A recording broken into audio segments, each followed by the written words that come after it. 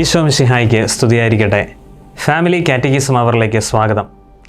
നമ്മുടെ രൂപതയിൽ ഈ വർഷത്തെ വിശ്വാസ പരിശീലനത്തിൻ്റെ തീമായിട്ട് നമുക്ക് നൽകപ്പെട്ടിരിക്കുന്നത് പരിശുദ്ധ കുമ്പസാരം എന്ന കൂദാശയാണ്.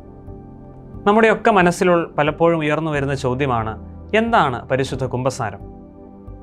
ചെറിയ വേദോപദേശ പുസ്തകത്തിൻ്റെ 96-ാമത്തെ പേജിൽ എൻ്റെ ഉത്തരം നാം കാണുന്നുണ്ട്. മാമോദീസായ്ക്ക് ശേഷം നാം ചെയ്ത പാപങ്ങളിൽ നിന്നെല്ലാം നമ്മളെ മോചിപ്പിച്ച് ദൈവത്തോടും ദൈവജനത്തോടും നമ്മെ രഞ്ജിപ്പിച്ച് വീണ്ടും പാപം ചെയ്യാതിരിക്കാനുള്ള കൃപ നൽകുന്ന കൂദാശയാണ് പരിശുദ്ധ കുമ്പസാരം എന്നത്. 3 കാര്യങ്ങളാണ് പറഞ്ഞത്. മാമോദീസായ്ക്ക് ശേഷം നാം ചെയ്ത പാപങ്ങളിൽ നിന്നൊക്കെ നമുക്ക് മോചനം ലഭിക്കുന്നു. നമുക്ക് നഷ്ടപ്പെട്ടു പോയ ബന്ധം, ദൈവവുമായിട്ടും ദൈവജനമായിട്ടുമുള്ള ബന്ധത്തിൽ വീണ്ടും നമ്മൾ ഒന്നായി മാറുന്നു. വീണ്ടും പാപം ചെയ്യാതിരിക്കാനുള്ള കൃപ നമുക്ക് ലഭിക്കുന്നു. ഈ ഡെഫിനിഷൻ കേട്ട് കഴിയുമ്പോൾ സ്വാഭാവികമായിട്ട് നമ്മുടെ മനസ്സിലേക്ക് വരും, എന്താണ് പാപം?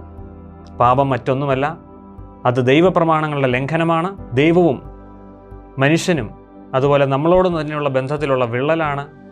വിചാരത്താലോ വാക്കാലോ പ്രവർത്തിയാലോ ഈശോയുടെ ഇഷ്ടത്തിനെതിരെ പ്രവർത്തിക്കുന്നതാണ്. അങ്ങനെ ഈ പാപം നമ്മുടെ ഉള്ളിലേക്ക് വരുമ്പോൾ നമ്മൾ അറിയാതെ ദൈവവുമായിട്ട് അകന്നു പോകുന്നു. ഇവിടെയാണ് കണ്ണുനീരിൻ്റെ മാമോദീസയായ രണ്ടാമത്തെ ജനനമായ കുമ്പസാരത്തിൻ്റെ പ്രസക്തി. പരിശുദ്ധ കുമ്പസാരത്തിനായിട്ട് ഓരോ തവണ നമ്മൾ അണയുമ്പോഴും കരുണയുടെ ആ കൂടാരത്തെ നമ്മൾ സ്നേഹത്തോടെ വേണം കാണാനായിട്ട്.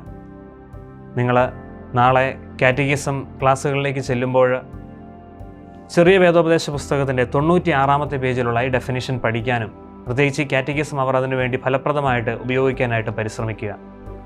എല്ലാവർക്കും ദൈവാനുഗ്രഹങ്ങൾ നേരുന്നു.